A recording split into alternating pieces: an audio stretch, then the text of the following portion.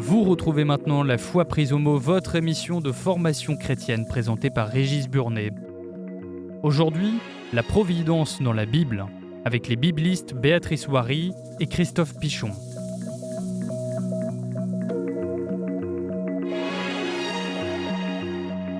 Bonjour et merci de nous retrouver pour La Foi prise au mot, votre émission de réflexion et de formation. Cette semaine, nous ouvrons notre Bible pour répondre à la question « Qu'est-ce que la providence divine ?»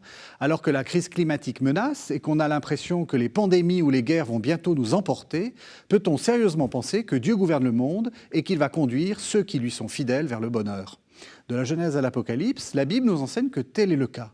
Alors comment ces rédacteurs présentent-ils l'intervention divine et quels sont les principaux domaines dans lesquels Dieu intervient ? Quels sont aussi les grands textes qui parlent de providence ? Voici les questions que je vais poser à mes deux invités. Béatrice Wary, bonsoir. Bonsoir. Vous êtes bibliste et vous êtes professeur à l'Institut catholique de Paris. Vous êtes spécialiste d'Ancien Testament. Oui.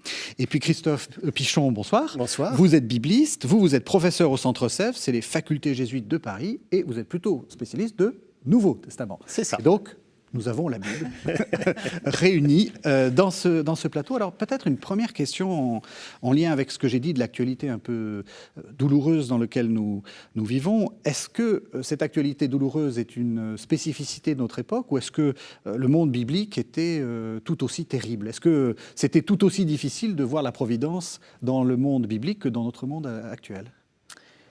Est-ce qu'il était tout aussi terrible ? Il était sans doute assez différent. Je pense que ce qui est de l'ordre des violences humaines, du mensonge, était exactement le même. La Bible décrit les violences dont on est coutumier, les guerres étaient cruelles. Il y a des actes de barbarie qui sont proches de ce qu'on peut entendre dans les médias actuellement. En revanche, ce qui était assez différent, c'est que je pense que les anciens avaient une conscience beaucoup plus vive que nous de leur dépendance par rapport notamment au monde créé, de leur dépendance les uns à l'égard des autres. Il y avait une identité de peuple qui était beaucoup plus forte, sans doute. Il y a eu un sentiment de dépendance. On a besoin des autres, on a besoin de la terre, on a besoin de l'environnement. Et puis, il y avait aussi sans doute une conscience assez différente de la capacité d'action sur cet environnement, parce que les moyens techniques étaient beaucoup moins développés, qu'on agissait à hauteur de main humaine. Et du coup, je pense que cette vive dépendance n'est pas sans lien avec la question de la providence et avec une conception qui n'est plus exactement la même. Pas de crise climatique. Pas de crise climatique, mais des sécheresses, la dépendance à l'eau dans un pays un peu aride. Ouais. Donc une conscience vive de l'importance de l'environnement. Le monde dans lequel vivait Jésus, il n'était pas plus brillant non plus ? Non, pareil. Si j'essaie d'élargir, l'idée qui me vient, c'est la Bible et le journal, en fait. C'est-à-dire, est-ce que la Bible, elle nous renvoie des questions d'aujourd'hui ? Et c'est vrai qu'à la fois sur le réchauffement climatique, les questions climatiques, notre rapport à l'environnement, quand la Terre devient aride, ça c'est une question qui est vraiment très présente dans l'Ancien Testament. Les conflits, les guerres. Par exemple, récemment, moi, je relisais le livre des Lamentations. Et en lisant le livre des Lamentations, qui raconte ce qui a pu se passer à Jérusalem au moment de l'arrivée de troupes babyloniennes et du désastre, y compris pour les familles, je regardais Mariupol. Et en fait, il y avait une telle actualité qu'on avait l'impression que c'était une sorte de miroir des enjeux humains d'aujourd'hui qui sont de fait différents, comme vous le disiez, et en même temps d'une profonde actualité. Comment est-ce que ça naît, cette idée de providence ? Justement, c'est cette idée de dépendance, c'est le fait qu'on ne peut pas se penser maître et possesseur de la nature qui fait que, de toute façon, il y a une sorte de croyance spontanée en un Dieu qui agit ? Alors, comment ça naît ? C'est difficile à dire, parce que c'est là, en fait. Et de fait, c'est là. Ça, c'est important. Et fortement là. Alors, ce qui est aussi difficile pour nous, sans doute, c'est d'essayer de comprendre quel était le monde des anciens, leur représentation du monde, parce que malgré tout, parler de l'action de Dieu dans le monde dépend de la manière dont on pense, la façon notamment dont les événements se passent dans le monde. Et moi, ce qui me frappe dans l'Ancien Testament, et surtout pour les périodes un peu anciennes, avant l'exil et puis peut-être pendant l'exil, c'est qu'il y a une très forte conscience du fait que c'est le même Dieu qui fixe les lois de l'univers et qui fixe les lois pour le peuple. Et du coup, il y a une sorte, c'est plus que tout est lié, il y a une sorte d'intégration qui fait que l'agir injuste des humains a un impact direct sur l'ordre du cosmos. Et c'est pour ça, quand le roi est injuste, par exemple Akab, il provoque une famine dans son pays. Et il me semble que nous, on a tendance à comprendre ça, Dieu le punit, lui envoie la famine, mais c'est pas ça. Le texte biblique dit que le roi juste voit une création qui fleurit, le roi injuste fait dépérir la création. Parce qu'il y a cette idée que Dieu tient tout dans sa main et que le politique, que tout est politique et religieux en quelque sorte, et que tout a un impact sur tout. C'est complètement intégré parce que l'ensemble vient de la bouche d'un Dieu roi et législateur qui organise l'ensemble en fait. Voilà, donc ça c'est un premier point. Juste un point vous allez croire que je suis obsédé par l'écologie, mais en même temps, on voit bien, on a peut-être une raison d'être obsédé par l'écologie, mais on commence à retrouver cette idée-là. C'est-à-dire que le péché, entre guillemets, humain a des conséquences environnementales, que tout est lié en fait. Exactement, et quand on commence à faire attention à cette question-là, par exemple au lien entre le peuple et la terre, entre l'agir du peuple et de la terre, on voit que c'est omniprésent dans la Bible, dès les premiers chapitres de la Genèse d'ailleurs, où Dieu commence par donner à l'humain une création féconde, il lui donne toute la nourriture pour qu'il la mange, puis après le péché originel, voilà que la terre, enfin le péché originel après la faute d'Adam, voilà que la terre et d'Ève, voilà que la terre est plus inféconde, elle produit des chardons, elle est moins nourricière, et puis après le meurtre de Caïn et Abel, le meurtre de Abel par Caïn, Dieu dit à Caïn, la terre ne te donnera plus sa force, et là il doit errer, et tout ceci aboutit à l'histoire de Noé, et où Dieu, d'une certaine manière, confie la création dans l'arche. L'arche est comme une petite création en miniature, où Dieu confie à Noé le seul juste, nous dit le texte, tout le créé pour qu'il reparte et que la violence humaine soit engloutie. Et comment Dieu exprime ce nouveau départ ? Eh bien, par la régularité des saisons. Moisson et semaille et moisson, froidure et chaleur, tout ceci se maintiendra, durera en fait. Donc de fait, il y a quelque chose de complètement intégré entre la justice humaine et l'ordre du créé. Et on le retrouve de fait, et c'est heureux, et je pense qu'on a beaucoup à redécouvrir de cette providence ordinaire en quelque sorte, d'un environnement qui nous nourrit, qui nous soutient, qui nous veut du bien quand on agit de manière juste, non seulement à l'égard de l'environnement, mais les uns à l'égard des autres, puisque c'est notamment la manière dont le pauvre est traité qui fait fleurir ou dépérir la terre. Alors je vous ai interrompu, vous aviez une première idée, et puis vous aviez une deuxième idée que vous alliez développer, et vous ne vous en souvenez plus. Eh bien, c'est pas grave.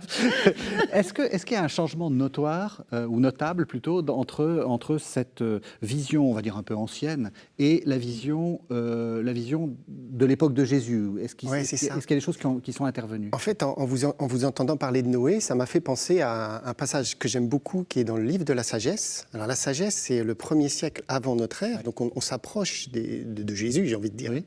Et donc c'est la première fois où un juif va utiliser, enfin pas la première fois, mais une des premières fois où un juif va utiliser le mot grec pronoia, qui veut dire providence, prévoyance, prévenance, pour dire sa foi au Dieu d'Israël. Et donc c'est un mot que les Grecs de son temps utilisent pour penser l'action de Dieu dans le monde, mais il va le réinterpréter à l'intérieur de sa propre tradition. Et mon passage préféré, c'est Sagesse chapitre 14. Je vous propose d'écouter ça. Voilà. Donc il faut imaginer quelqu'un qui veut aller sur un bateau. Tel autre qui prend la mer pour traverser les flots farouches. Donc c'est le contexte de la tempête. Comment traverser la tempête ? Ça, c'est une question très habituelle dans la littérature grecque. Et il invoque à grands cris un bois plus fragile que le bateau qui le porte. Alors ça fait référence à la petite idole en bois qu'il a placée au devant du bateau. Pour traverser la tempête, je me confie à la fameuse idole. Mais ce bateau, dit-il, c'est la sagesse artisane qui l'a construit. Autrement dit, l'homme, il est capable de deux choses. Il est capable, à partir du même bois, de fabriquer l'idole qui va le guider, peut-être, le protéger, peut-être, et de construire le bateau qui va le traverser. Et le texte dit ceci, « Mais c'est ta providence, avec un grand P dans ma traduction, ô Père qui le pilote, car tu as mis un chemin jusque dans la mer et dans les flots un sentier assuré. » Autrement dit, celui qui écrit ça dit finalement, d'abord il s'adresse à Dieu comme un père. Donc les humains sont des enfants, sont ses enfants. Et pour traverser la fameuse tempête, il y a le bateau, il y a besoin du bateau. C'est-à-dire que l'humain, il participe à son salut, mais en même temps, c'est ta providence qui guide. Et si j'en viens à Noé, c'est qu'il prend 2 exemples de sa tradition juive pour faire comprendre ça. Il dit, souviens-toi finalement de la traversée de la mer, on est sorti d'Égypte. Et ça, c'était à la fois nous sommes sortis, mais en même temps, c'est lui qui nous a fait sortir. Et puis Noé, il dit ceci à propos de Noé, « L'espoir du monde se réfugia sur un radeau et, piloté par ta main, laissa au siècle futur le germe d'une génération nouvelle. » Piloté par ta main. Donc, qui c'est qui dirige l'arche ? C'est ta providence, Père. Est-ce qu'il n'y a pas une différence avec ce que vous veniez de dire ? Parce que là, on sent plutôt qu'on est dans une sorte, enfin vous allez me corriger, Oui. une sorte de divinité qui gouverne tout, une sorte d'horloger, enfin je prends l'exemple qu'on donne souvent, qui prévoit tout est dirigé, etc. Alors vous parlez plutôt d'un législateur, c'est pas tout à fait la même image, si ? En fait, on personnifie la sagesse, c'est-à-dire la sagesse qui est le fait de savoir guider sa vie, on la met avec un S majuscule, c'est-à-dire que c'est quelque chose qui est avec Dieu et c'est elle qui aide à gouverner le monde. Mais les hommes aussi sont sages. Donc ce n'est pas la sagesse qui a tout prévu, mais c'est la sagesse qui accompagne les humains qui essaient par leur sagesse de se guider. Et l'ensemble, c'est guider vers la vie, en fait. Donc ce n'est pas tout à fait l'image, je dirais, de l'horloger qui aurait tout prévu. D'accord. Ouais. Mais il y a quand même une petite inflexion par rapport au législateur, celui qui... Oui. Alors déjà, peut-être que la première différence, c'est que le terme providence n'apparaît pas du tout en hébreu. Il n'existe pas dans la Bible, dans les livres en hébreu, et il va apparaître dans les livres en grec. Donc ça, c'est une première différence. Oui, juste je vous interromps, parce qu'il faut expliquer aux téléspectateurs qu'il y a des livres qui appartiennent à la Bible juive, oui. Donc à ce qu'on peut rappeler autrefois l'Ancien Testament, qui sont en grec. C'est ça. Et le livre que vous venez de lire... Exactement, est en grec. Est un livre en grec. Oui. Et dans l'Ancien Testament, sans doute qu'il y a des représentations, il y a des manières de raconter différentes, enfin des manières différentes de raconter ce que nous on appelle providence. Il n'y a pas de langage unique. Que Dieu conduise l'histoire, c'est très clair.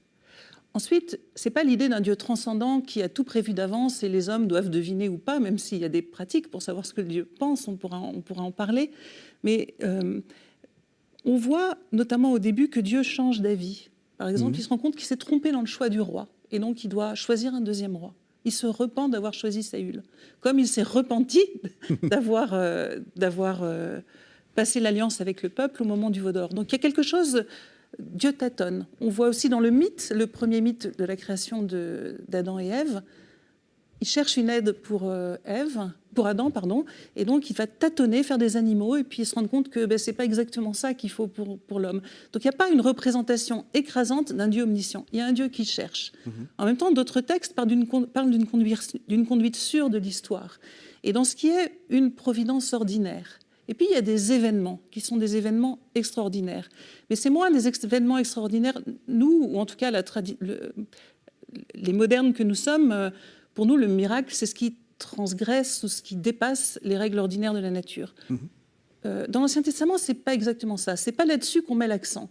Par exemple, quand Moïse, qui demande des preuves, que Dieu l'accompagne au moment du buisson ardent et de son envoi vers Pharaon, parce que Dieu lui donne des signes, c'est-à-dire qu'il change le bâton en serpent, il y a un certain nombre de signes comme ça, qui pour nous apparaissent comme des miracles, mais qui sont présentés à Moïse comme des signes, et il lui est dit « tu écouteras la voix du signe ». Autrement dit, les interventions de l'histoire, de Dieu dans l'histoire, quand Dieu émerge dans l'histoire, c'est une manière pour lui de parler. Il signifie, et il faut écouter. Il faut savoir comprendre le langage, en fait. Donc c'est moins sur l'événement étonnant qui, pile, me rend service, que sur comment, dans ce monde créé par la parole de Dieu, conduit par sa loi, comment Dieu me parle dans des circonstances particulières. Vous écoutez La Foi prise au mot, votre émission de formation chrétienne sur KTO Radio. On parle aujourd'hui de la providence dans la Bible avec les biblistes Béatrice Wary et Christophe Pichon. Bien, ça nous fait une excellente transition pour le premier texte. Je vous propose qu'on écoute le livre de l'Exode. C'est au chapitre 7, ce sont les versets 1 à 7. Mais le Seigneur dit à Moïse, « Vois, je t'établis comme Dieu pour le Pharaon, et ton frère Aaron sera ton prophète. c'est toi qui diras tout ce que je t'ordonnerai, et ton frère Aaron parlera au Pharaon, pour qu'il laisse partir de son pays les fils d'Israël. Mais moi, je rendrai inflexible le cœur du Pharaon. Je multiplierai mes signes et mes prodiges au pays d'Égypte. Mais le Pharaon ne vous écoutera pas. Je poserai ma main sur l'Égypte et d'autorité, je ferai sortir mes armées, mon peuple, les fils d'Israël, hors du pays d'Égypte. Alors les Égyptiens connaîtront que c'est moi le Seigneur, quand j'étendrai la main contre l'Égypte, et je ferai sortir du milieu d'eux les fils d'Israël. Moïse et Aaron firent ainsi. Ils firent exactement ce que le Seigneur leur avait ordonné. Moïse avait 80 ans et Aaron 83 quand ils parlèrent au Pharaon. Voilà, alors on vient d'entendre le texte et c'est exactement ce que vous disiez au verset 5. Les Égyptiens connaîtront que c'est moi le Seigneur quand j'étendrai la main contre l'Égypte. C'est-à-dire que la grande intervention de Dieu, c'est pas tant une intervention de Dieu qu'un signe, quelque chose à reconnaître. Exactement. Alors ça, c'est un type, dans la théologie des auteurs de ce texte, de fait, les interventions de Dieu dans l'histoire sont une épiphanie, c'est une manifestation de sa gloire. Et la question, c'est que Pharaon, qui se prend pour le Dieu de son peuple, en quelque sorte, qui est décrit comme ça dans les textes bibliques, doit reconnaître à qui est ce peuple et à qui et pourquoi il lui doit la liberté. Et donc, il y a un enjeu, effectivement, le signe est moins là, même si les Hébreux sont libérés et que c'est important, mais cette action de Dieu sur la mer manifeste que c'est lui le créateur des eaux, celui qui a ouvert en deux la mer comme ça le premier jour et qui l'ouvre comme ça pour son peuple pour qu'il traverse. Donc ce Dieu, c'est lui que Pharaon doit reconnaître comme celui à qui est ce peuple et sur lequel lui, Pharaon, n'a pas la main mise. Alors on fait des comparaisons Ancien et Nouveau Testament. Ça ressemble quand même beaucoup à du Nouveau Testament aussi. Non, mais dans le sens où le miracle n'est pas là que pour émerveiller le bon peuple. Ah oui, ça c'est vrai. Et un qui nous rend particulièrement sensibles à ça, c'est l'évangéliste Jean, qui justement va choisir le mot signe dont vous parliez pour essayer de désigner ce que pourrait être l'action de Dieu à discerner. C'est-à-dire qu'il y a un lien entre croire et le signe. Le signe n'est pas de l'ordre de la preuve, mais bien d'un signe à interpréter dans la foi. Et s'il y avait à choisir un autre texte préféré, j'ai mon texte préféré. Allez-y. Jean chapitre 4, c'est la guérison du serviteur, du fonctionnaire royal dont le fils était malade à Capharnaüm, par exemple. Parce qu'à Cana, quand ça arrive, donc ça se passe à Cana. Et nous, on est habitués, Cana, c'est le vin transformé en eau. Donc, c'est intéressant, ça veut dire que c'est une ville où il y a déjà eu un signe. Et la première fois où on nous parle des disciples qui sont déjà disciples, qui croient en Jésus.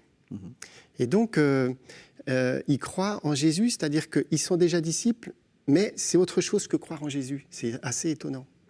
Donc, il y a une foi qui précède le signe dans ce cas-là. Et quand il arrive à Cana, là, dans l'épisode de Jean 4, les Galiléens, on voit bien, je ne sais pas trop ce qu'ils ont compris, mais en tout cas, Jésus leur dit, si vous ne voyez pas des signes et des prodiges, vous ne croirez pas. Il y a une manière de concevoir le signe comme nécessaire pour croire.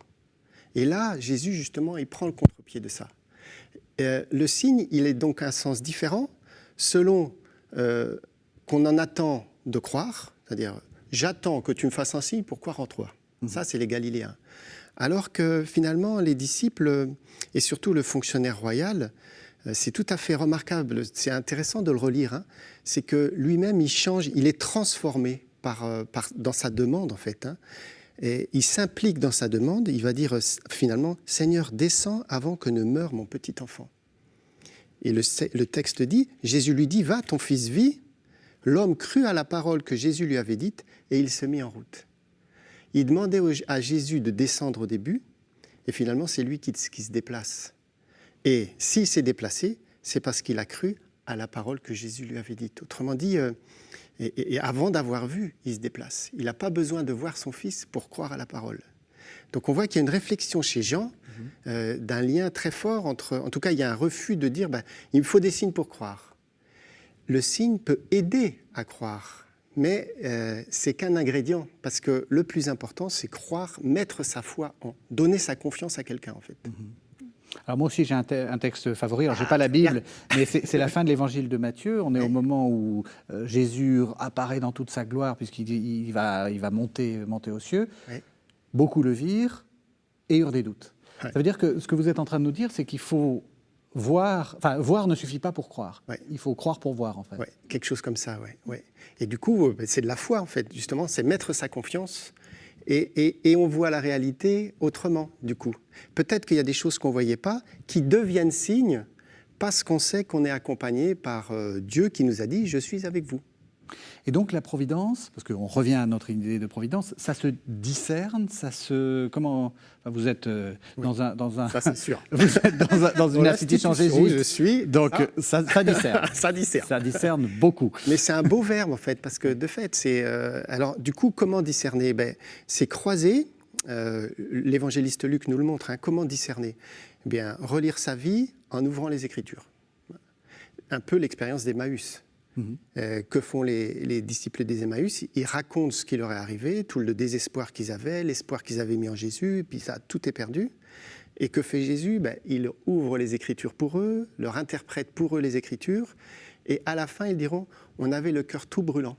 Alors le cœur tout brûlant, c'est un signe du discernement. Voilà, c'est « ah ben oui, il était là ». Il faut aussi discerner dans l'Ancien Testament ?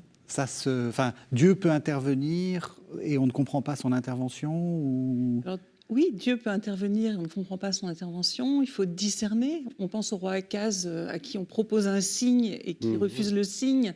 Et le prophète lui dit « mais vous me fatiguez, Dieu veut donner et vous ne voulez pas, en fait, en quelque sorte. » Donc, tous ces cas de figure de rapport entre la manière dont Dieu est présent, dont il fait signe, dont il veut donner, dont on refuse, ou dont on voudrait ce qu'il ne veut pas donner, ou où on voudrait indûment, tout ceci est finement exploré. Mais alors, moi aussi, j'ai mes textes préférés. Il y a un cas extraordinaire où, d'une certaine manière,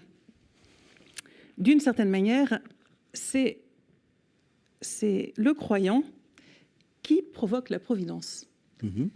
Donc, il s'agit d'un texte trop peu connu du premier livre de Samuel qui concerne la guerre avec les Philistins. Donc, le fils de Saül, Jonathan, part avec son écuyer pour prendre un poste philistin qui se trouve en haut de la montagne, et lui est en bas.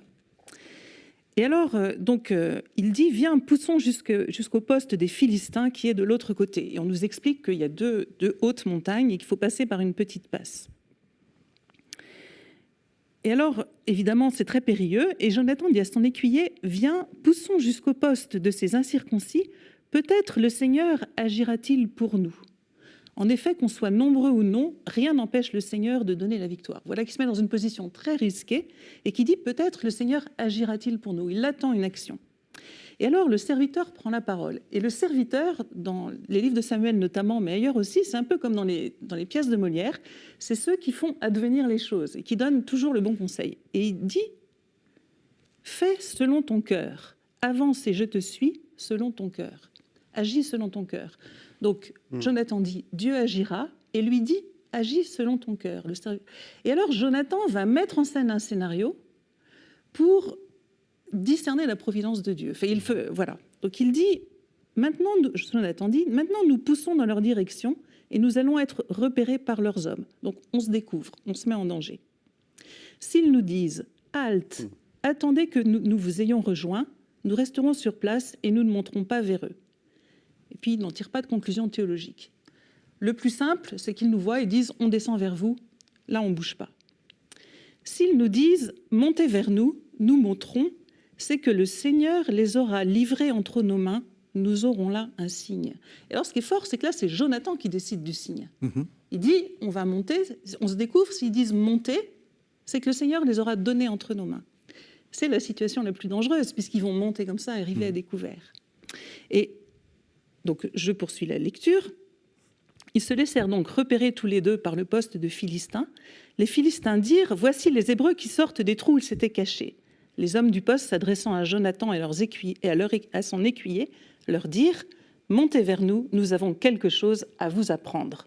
Jonathan dit à son écuyer, monte derrière moi, le Seigneur les a donnés aux mains d'Israël. Ils montent et évidemment ils gagnent alors qu'ils arrivent, enfin il faut imaginer la montagne est comme ça, ils montent comme ça, les Philistins sont là. Oui, donc ils sont dans une belle position de supériorité. Exactement, ils sont très... Mais ce qui est très fort dans ce texte et ce qu'on entend surtout en hébreu, c'est que le Seigneur les a donnés, ça se dit Jonathan en fait. Enfin, il y avait Nathan et le nom Jonathan signifie le Seigneur a donné. Autrement dit, Jonathan, dont c'est la première apparition dans le récit, c'est la première fois qu'il entre sur scène, met en jeu son identité. Et son identité est une identité qui dit la providence de Dieu. Le Seigneur a donné. Son nom à Jonathan, c'est Providence. Et donc, quand il revient vers son cœur, à l'appel de l'écuyer, il entend ce nom-là, il fait confiance et d'une certaine manière, il prend tous les risques que le Seigneur donne. Oui, on entend bien un peu des textes, enfin une sorte de tension qui se joue aussi dans l'Ancien Testament. On ne tente pas Dieu et en même temps, il ne faut pas hésiter à demander. Enfin, on sent qu'il ne faut pas demander indûment. Tout à fait. Ouais. Et puis là, c'est lui, en quelque sorte, qui, en revenant à son cœur, comme si, de fait, c'était là que la providence aussi s'expérimentait, se lisait, se comprenait, va lui-même, en quelque sorte...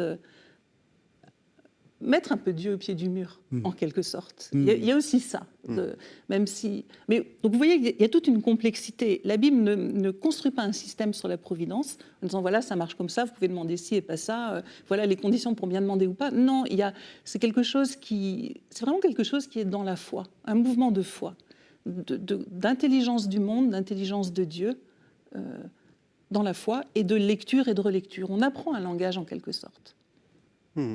Et je me suis demandé l'autre jour si finalement, quand on dit la providence, on pense beaucoup action en fait. Mais est-ce que finalement, quand Dieu dit « je suis avec toi », c'est Emmanuel, hein, on le dira de Jésus, Dieu avec nous, est-ce que la simple présence, c'est d'être avec quelqu'un, est-ce que ce n'est pas déjà de la providence et pas que de l'action en fait, hein?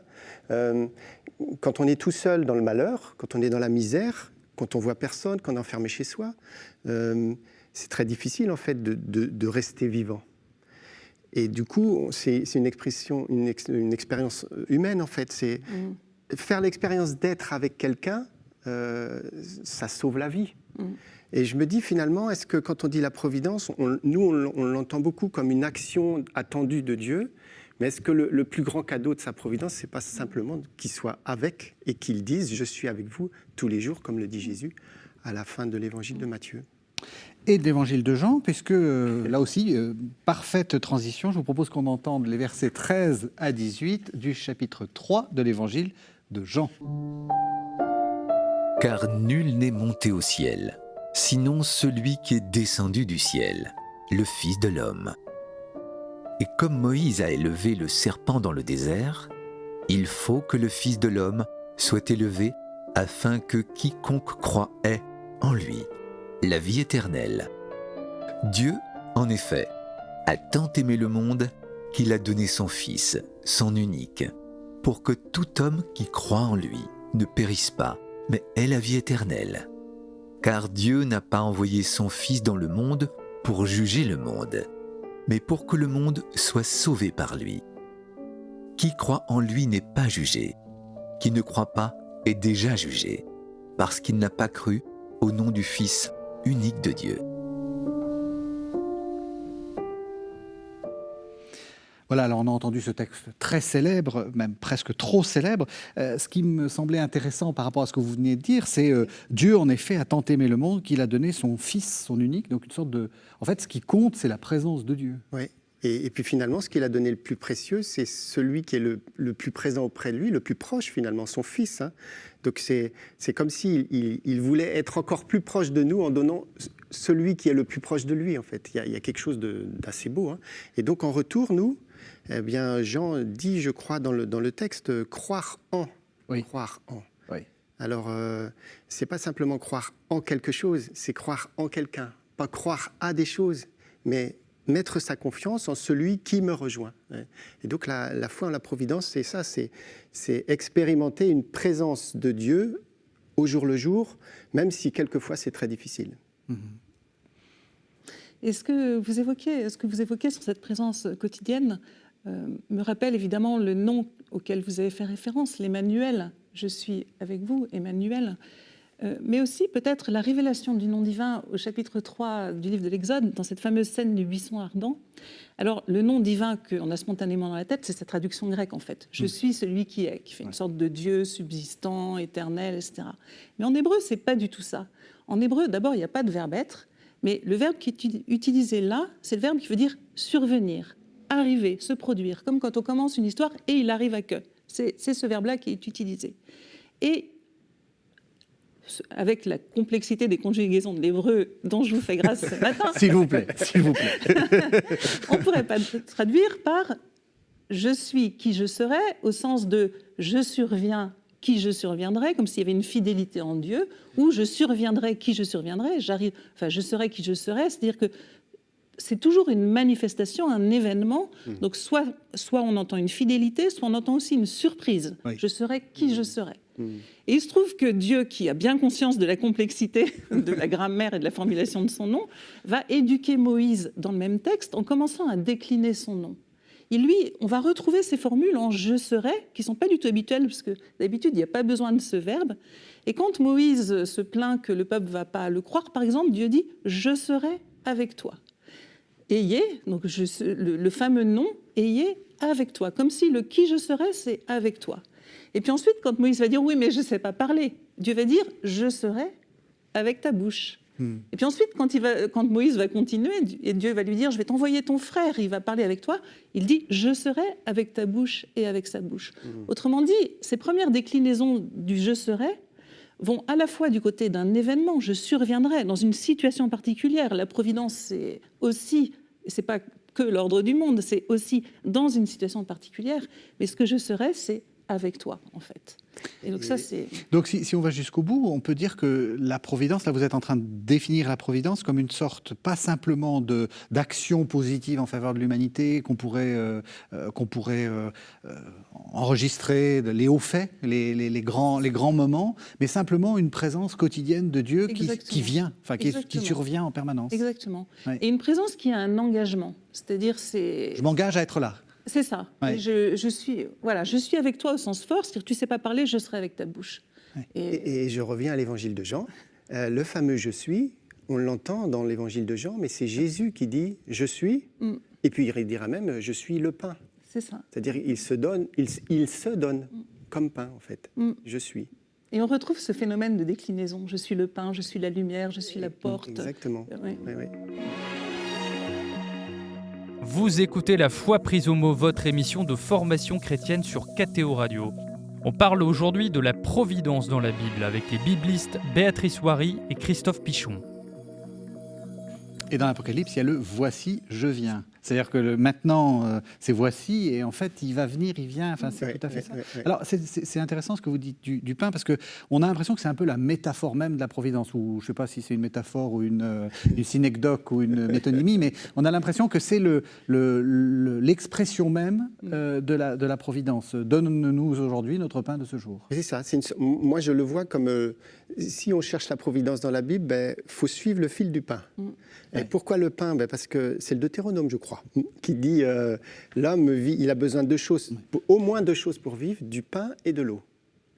Et du coup, je pense que c'est aussi peut-être pour ça en fait que le pain est si présent dans la Bible, parce que ça va être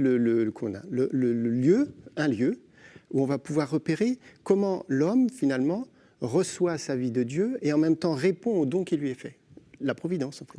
Ouais. Et du coup, un épisode très important, c'est la manne, qui est vraiment que vous connaissez très bien. Alors la manne, allez-y, on vous tend la main. La manne, c'est un récit comme ça qui a l'air un peu fou. Le pain qui tombe du ciel, on a le sentiment d'une providence qui de fait échappe à toutes les lois de la création. Mais je vous propose de lire un peu autrement en fait, et d'en faire précisément un récit qui parle du don ordinaire de Dieu, de ce don caché qu'est la providence qu'on ne remarque même plus en fait. Qu'est-ce qui se passe ? Le peuple est au désert, c'est-à-dire que c'est un peuple migrant qui campe d'étape en étape, donc qui ne peut pas cultiver, et puis en plus un désert, c'est pas très fertile. Et alors il se trouve qu'au début de la Genèse, au début du chapitre 2, le texte dit que la terre était déserte parce que Dieu n'avait pas encore fait pleuvoir et qu'il n'y avait pas encore d'homme pour cultiver la terre. Autrement dit, ce que dit ce texte, c'est pour qu'il puisse y avoir du pain, il y a deux conditions, la pluie qui vient de Dieu et le travail qui vient des hommes. Bien, ce qui manque, et que le travail est donc une médiation de la providence. Et ce qui manque au désert par nécessité et non par paresse humaine, c'est la possibilité du travail de la terre. Or, il se trouve que quand on lit le récit de la manne est décrite comme une précipitation. C'est-à-dire que Dieu dit « je ferai pleuvoir pour vous la manne ». Et puis, quand la manne arrive sur le sol, le premier jour, les Hébreux voient une rosée, et qui pour eux est une précipitation. Ils ne pensent pas à la condensation, c'est la pluie la plus fine, la rosée. Ils voient une rosée, et quand la rosée s'évapore, ils voient du givre, qui est aussi de l'ordre de la précipitation, en tout cas du phénomène météorologique. Et du coup, ce que le texte suggère, c'est que quand le peuple ne peut pas travailler, d'une certaine manière, les précipitations sont directement mangeables. La pluie est mangeable. La manne, c'est de la pluie qui se mange, en quelque sorte. Et du coup, cette pluie qui se mange va être donnée tous les jours au peuple, jusqu'à ce qu'ils arrivent dans la terre promise. Ils arrivent au printemps, au moment de la moisson, et le texte dit, c'est au chapitre 5 du livre de Josué, qu'à partir du jour de leur entrée, la manne a cessé, parce qu'ils pouvaient bénéficier des fruits d'une terre travaillée, en fait. Et donc, pour moi, la manne révèle ce qui est d'habitude caché, c'est-à-dire que le pain est un don de la providence de Dieu, est un don de la pluie, fait tous les jours aux humains, un don qui requiert leur médiation, qui requiert leur travail.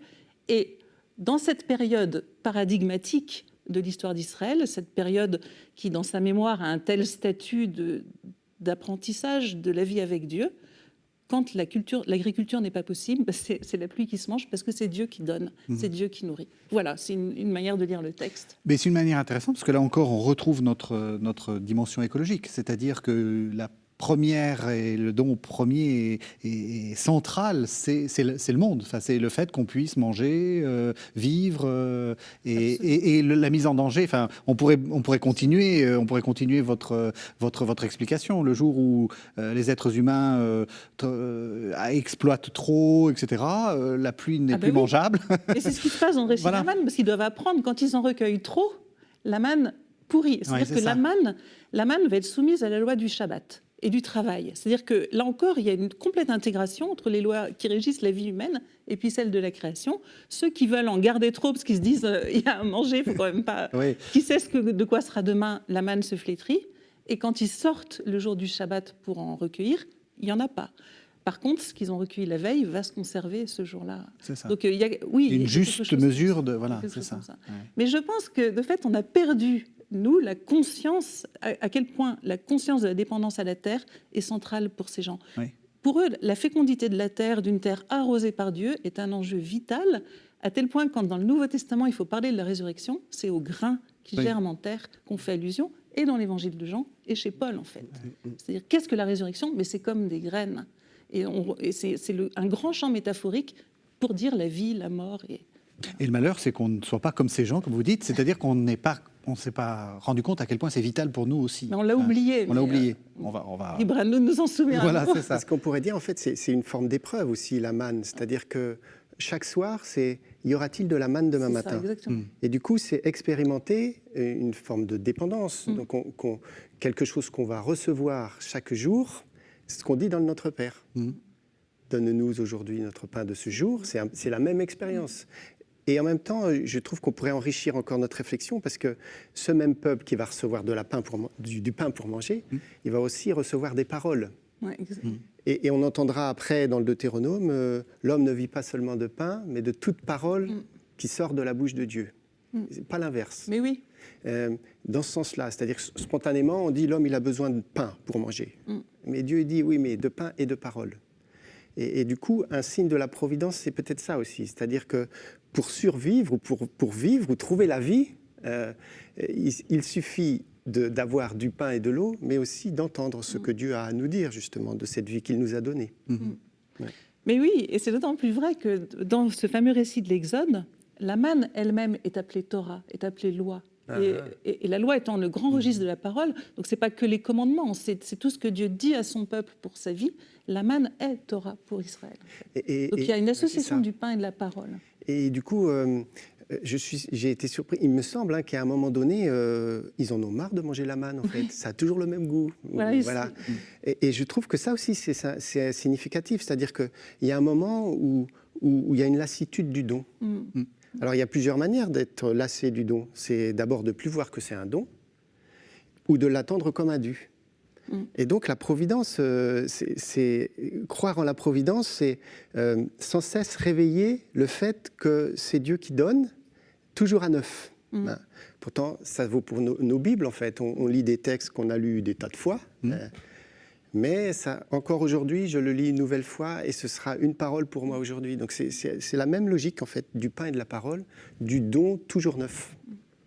Alors ça nous amène à la fin de l'émission et à une réflexion sur le fait que quelquefois on a l'impression que la providence n'est pas là, et donc on appelle ça le mal, etc. Mais c'est intéressant ce que vous dites, parce que finalement on accuse Dieu, par exemple, de prendre quelqu'un trop jeune, donc de le faire mourir trop jeune, etc. Comme si c'était un dû que la vie soit longue, comme si c'était un dû que la vie soit là. Ouais. C'est ce que vous êtes en train de dire, c'est-à-dire qu'il y a des choses qui sont, qui sont aussi de l'ordre de la juste évaluation peut-être de la providence. En fait, là, on avance sur un territoire qui est très difficile. Absolument. C'est-à-dire qu'à chaque fois qu'on met dans le malheur avant une question, la foi, la providence, que sais-je encore, l'amour, on balbutie en fait. Parce que le malheur, il vient tout remettre en question. Alors, comment parler de la providence dans le malheur ? Moi, je pense beaucoup à la scène de la crucifixion, parce que Jésus est en croix, il y a à la fois du malentendu sur ce qu'il dit. On pense qu'il appelle Élie. Bon, c'est pas ce qu'il fait en fait. Et puis, on attend de voir si le prophète Élie va descendre. On attend que le salut soit différent de ce qu'on voit. Et du coup, c'est comme si... alors, je le prends comme une sorte d'avertissement quand on parle de la providence. C'est-à-dire que tous les mots que tu utilises, sache que ce sera toujours en deçà de ce qui est, en fait. De ce qui est. Et dans le malheur, il faut entendre Jésus dire « Mon Dieu, pourquoi m'as-tu abandonné ?» Ça, c'est Marc et Matthieu. Ou alors, Père, entre tes mains, je remets mon esprit. Ça, c'est Luc. Les deux, en fait. Les deux. C'est ça, peut-être. Vivre la providence dans une sorte de tension entre l'expérience de l'abandon, mais en même temps, dire l'abandon, c'est dire à quelqu'un « Tu es encore là, puisque je peux te le dire. » Et puis, la confiance, Père, entre tes mains, je remets mon esprit. Donc, une mélange d'abandon et de confiance. Et là encore, de fait, il n'y a pas de langage unique. Et je rejoins tout à fait ce que vous dites. On balbutie, on marche sur des œufs. Et probablement que si les uns et les autres, nous parlions de nos expériences du malheur, on ne parlerait pas non plus des mêmes expériences, du même type d'épreuves. Et la Bible, les récits bibliques, la sagesse biblique aussi, explorent différentes manières pour essayer de comprendre, en fait. Il y a le malheur qui arrive sans qu'on sache pourquoi. C'est par exemple le cas de Job. Et d'une certaine manière, et c'est un peu déroutant, mais à la fin du livre de Job, Dieu botte en touche, en fait.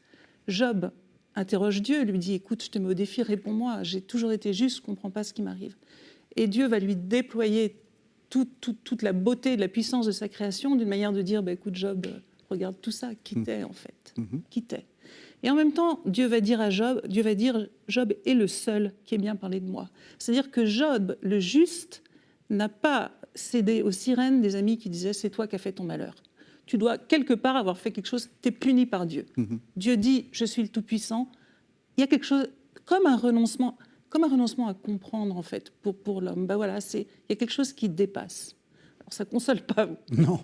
Ça ne console pas. Mais il y a une voie comme ça. Puis il y en a une autre qui est très intéressante, c'est que c'est le malheur que nous nous faisons les uns aux autres. Alors ça, c'est un peu l'histoire de Joseph, où Joseph a été vendu par ses frères, qui voulait même le tuer. Finalement, il a été vendu à des étrangers, et puis il est descendu en Égypte, où il est devenu l'intendant de Pharaon. Et voilà qu'une famine survient en Égypte.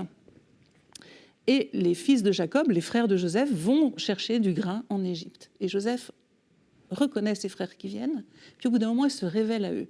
Donc les frères sont évidemment bouleversés, consternés de voir Joseph, et s'en veulent d'avoir voulu le vendre. Et Joseph leur dit, vous aviez comploté contre moi un malheur, Dieu l'a changé en bien. Et ça aussi, c'est la providence, en fait. C'est-à-dire que l'épreuve, le malheur, peut être un passage mystérieux au bout duquel quelque chose de nouveau émerge. Et ça, on ne le sait pas, et on ne le sait surtout pas quand on est dans le malheur. Mais ce que ça dit aussi, c'est que le malheur de Joseph n'est pas venu de Dieu, il est venu de ses frères, et que Dieu a pu en sortir de la vie pour tout le monde, en fait. Et c'est aussi une des voies pour que la Bible explore sur ces questions complexes. C'est vrai que c'est difficile quand on est dans le malheur de voir la providence.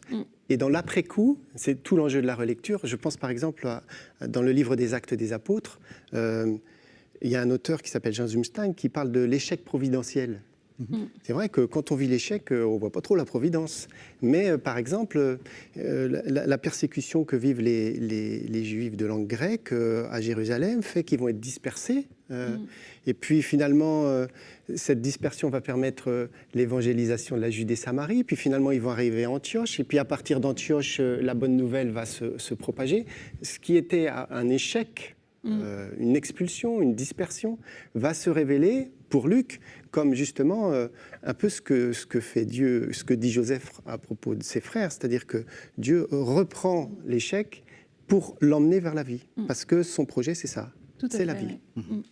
Bien, merci beaucoup. On arrive à la toute fin de l'émission. Alors, les téléspectateurs ont sans doute envie de vous entendre de nouveau. Alors, ils le peuvent parce que vous proposez des cours en ligne. Alors, on est vraiment à la fin, donc je vais juste l'évoquer. À l'Institut catholique de Paris, vous proposez Lire la Bible avec les questions d'aujourd'hui. Ça va commencer Ça commencera à l'automne. Voilà. Ce sera 6 journées indépendantes les unes des autres, sur des thématiques contemporaines, donc une traversée de la Bible autour de ces thématiques, à distance ou sur le campus de l'ICP. Et donc on vous voit, mais de loin, comme à la télé, c'est pareil. Et puis vous faites aussi des cours en ligne au Centre Sèvres. C'est ça, un cours d'introduction aux évangiles synoptiques. Voilà, alors donc on invite tous les téléspectateurs à se renseigner. On cherche sur les moteurs de recherche favoris, Institut catholique de Paris, Centre Sèvres, et on retrouve en disant à tout le monde qu'il faut continuer à se former, que la Bible c'est important et que la formation biblique c'est important. Merci vraiment à tous les deux. Merci de nous avoir suivis. Vous savez que vous pouvez retrouver cette émission sur le site internet de la chaîne www.ktotv.com. On se retrouve la semaine prochaine.